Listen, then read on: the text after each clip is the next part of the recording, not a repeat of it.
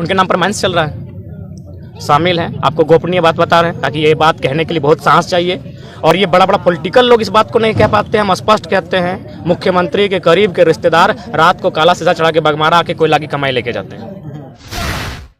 कौन है, नाम का खुलासा कर दीजिए। नाम का खुलासा समय में कर देंगे। जैसे जैसे मेरा कद बढ़ेगा, मेरा एनर्जी बढ़ेगा, मेरी निडरता बढ़ेगी, हम नाम भी लेंगे। बस इतना जान लीजिए, उनके करीबी रिश्तेदार हैं जो काला शीशा चढ़ा के आते हैं और यहाँ से कोयला की कमाई बगमारा से लेके जाते हैं। हम शहीद के समाधि स्थल में आए हैं। पहला बात उनको क्लियर करने बोलिए, जिन विधायक रहे चाहे सांसद रहे। हम आपका बेटी का बिहार में नहीं आए हैं, न श्राद्ध क्रम में आ रहे हैं। हम शहीद शक्तिनाथ महतो को सर झुकाने आए हैं। हम सभा में हम स्टेज चढ़े भी नहीं है, हम तो उनका समाधि स्थल में गए हैं। तो इसलिए स्टैंड क्लियर कीजिए। पहले उनको जानकारी होना चाहिए कि बुलाना कहाँ जाता है और कहाँ नहीं बुलाना जाता है। बुलाया शादी में जाता है, जहाँ डेथ होता है शमशान बुलाया नहीं जाता है, शमशान बिना बुलाए जाते हैं। पहला बात, शादी में बुला सकते हैं, प्रीति भोज में निमंत्रण भेजा जाता है, शमशान न्योता नहीं भेजा जाता है। तो ठीक उसी प्रकार हम शक्ति बाबू की समाधि में आए हैं, हम आपका स्टेज में थोड़ी आए हैं। आप बोलेंगे जयराम बाबू मेला देखने आ गया, तो हम देखने नहीं आएंगे। हाँ, स्टेज चढ़ जाएंगे, आप बोलेंगे निमंत्रण नहीं था। आपका जो भाषण है बहुत एग्रेसिव ही रहेगा। शहीद का बेटा है, एग्रेसिव ही रहेगा। युवा जुड़ रहे हैं, जुआ जुड़ेंगे ही। जुआओं को एग्रेसिव पसंद है, एग्रेशन पसंद है। हमारा इरादा यही है, सिस्टम को बदल के रख देना।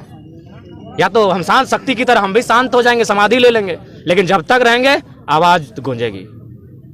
आखिर अभी यहाँ आप आए हैं तो क्या कुछ युवाओं को आप बताए हैं? युवाओं को यही संदेश देना चाहेंगे कि देखें, जैसे ही हमारा एंट्री हुआ, चारों तरफ देखे झंडा लगाए पार्टी का। हम बोले अब थोड़ा सा पार्टी का धंधा कम कीजिए। 5 साल में एक बार जिसको अच्छा लगे वोट दे दीजिए, लेकिन जीवन भर पूरा 5 साल रूटीन मत बनाइए कि नली तो 3000 का पेमेंट, तो मीडिया चलाने के लिए सोशल मीडिया में रिचार्ज, इस सब से अब दूर जाइए और सवाल कीजिए कि आप क्या कर रहे हैं। विधायक जी कह रहे हैं कि मेरा ही क्षेत्र से जयराम चुनाव लड़े, पता चल जाएगा कितना हमें है। पहला बात तो विधायक जी को मनाइए, और शबनीय बयान है। वो 20 साल 25 साल से राजनीतिक विधायक रह चुके, हम तक नया लड़का है, तो उनको चैलेंज हमको नहीं देना चाहिए। और उनको आभास होना चाहिए कि जैसा भी है हम उगता हुआ सूरज है, उगते हुए सूरज को। कहिए, आपका जो मांग था 32 से 27%, क्या फिर 15 तारीख को तब दे दें 36% बाहरी को नौकरी? क्या करेंगे 32 का चबाक खाएंगे? विधायक जी को पहला सवाल कीजिए कि 36% वैकेंसी जो सहायक अभियंता का आता है, उसमें 36% बाहरी लोग हैं। बोलिए हम लोग पेपर दें? नाम के साथ एड्रेस के साथ पेपर देते हैं। यानी मुख्यमंत्री जो एकदम ड्रामा, पूरा ड्रामा चल रहा है। 32 अभी 3 साल लगेगा, 5 साल लगेगा, तब तक नौकरी को आप कैसे रोकेंगे? अभी टीचर की बहाली आएगी। आपको अगर बीजेपी का ही शासन करना था तो फिर क्या ड्रामा किए? जल जमीन जंगल की सरकार। क्या लग रहा है ये 32 केवल राजनीतिक एक प्रोपेगेंडा है? 32 सरकार अपने आप को बचाने के लिए बिल्कुल आनंद फानन में लाई है। आप एक रणनीति तय करके लाते, और बिल्कुल अगर 32 लाई भी है तो फिर भी हम आभार करते हैं, लेकिन उससे पहले आपके पास क्या विजन है? ठीक है, 32 क्या अभी आप लागू हो गया है? नहीं ना, तो फिर आपके मंत्री बयान क्यों दे रहे हैं कि 32 लागू हुआ, मजा लीजिए। इनको नहीं, हम आपसे मीडिया वालों से इतना चाहेंगे कि आज पिछले 10 महीनों में मीडिया जितना तीखा सवाल इस छात्र से पूछा है, एक बार पलट के उनसे इतना ही पूछिए कि 32 जो आपका संसद गया है कि हम ले आए और झारखंड का जो मांग था पूरा कर दिया। एक बात हमको बताइए, बस उससे इतना ही उनसे पूछा जाए, जो लोग 32 का समर्थन कर रहे हैं, कि ये संसद में किस सदन में पहले जाएगा? पहले लोकसभा में जाएगा कि पहले विधानसभा में? और जाएगा तो क्या प्रक्रिया होगा कि डायरेक्ट जाके पटक देगा हाँ दे 32? प्रोसेस होता है, चलिए हम ही बता देते हैं। पहला होगा प्रेजेंटेशन, दूसरा होगा डिस्कशन, तीसरा होगा अप्रूवल। 3 प्रोसेस से ये बिल आपका जाके संसद में गुजरेगा। तो पहले इनको पूछिएगा कि डिस्कशन क्या है, अप्रूवल क्या है, प्रेजेंटेशन क्या है। ये विधायक इनको पता नहीं है कि ये सब तो वही तो अटपटा सवाल कर रहे हैं कि जरा हम बिना बुलाए आया। बिना बुलाए का मतलब आप शादी थोड़ी कर रहे हैं, हम समाधि स्थल में आए हैं, इस तरह क्वेश्चन कर रहे हैं। आप चैलेंज कर रहे हैं कि मेरा ही विधानसभा से चुनाव लड़ ले, गजब वाले। अब यहाँ लोग हमको रखने के लिए, हम तो यहाँ थोड़ी पता था कि हमको शब्द रखने के लिए लड़का लोग बोलेगा। अब इन लोग कहीं से माइक लाया है तो गरजेंगे ही, हम तो बोलेंगे जो सच्चाई है। और मेरा 10 साल का ये यहाँ से।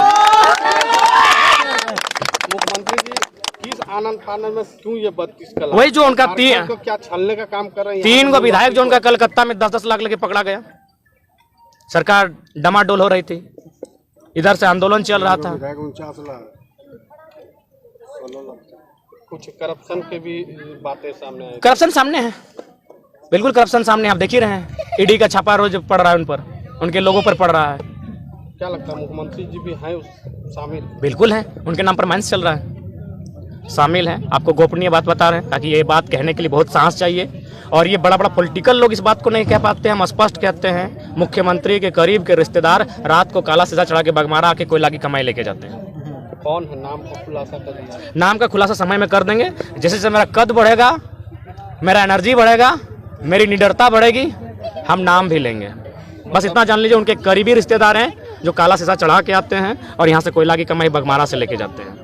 मतलब अब जयराम जी अवैध कोयला कारोबार को रोकने के लिए भी अब बिल्कुल करेंगे। कोयला का जितना भी कोयला का खदान है, चाहे टाटा सिजवा रहे चाहे जमा डबा रहे, हमारे पुरखों की जमीन पर है, वो हमारे लोग हैं, उनकी जमीनों पर है। उन्हें क्या मिला?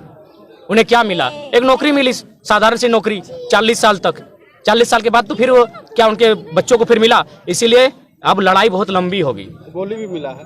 गोली भी मिला है, निश्चय ही मिला है। कल 4 को मिला, सॉरी कुछ दिन पहले 4 को मिला, गोली भी मिला है।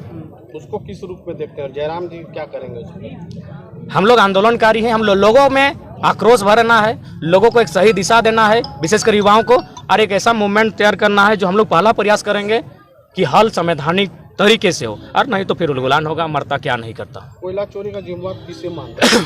कोयला चोरी का जिम्मेवार हम तो मानते हैं पढ़े लिखे ब्यूरोक्रेट्स को। मंत्री लोग पढ़ा लिखा नहीं है। आप तो उसे डट डपकार के बात कर सकते थे। आप 60 साल की सर्विस करते हैं, उन लोग 5 साल के लिए करता है। ब्यूरोक्रेट्स सबसे ज़्यादा दोषी है कोयला चोरी के लिए। धनबाद में 600 करोड़ का कोयला प्रत्येक महीना। उसमें सुनने में आया है पार्टी की क्या जो वर्तमान सरकार है, उनके पार्टी के कोई लीडर है, वो 800 करोड़ का कोयला उनके नाम पर है। उतना कमा चुके हैं इस सरकार में, 800 करोड़। जयराम जी PIL दायर करेंगे क्या इसका?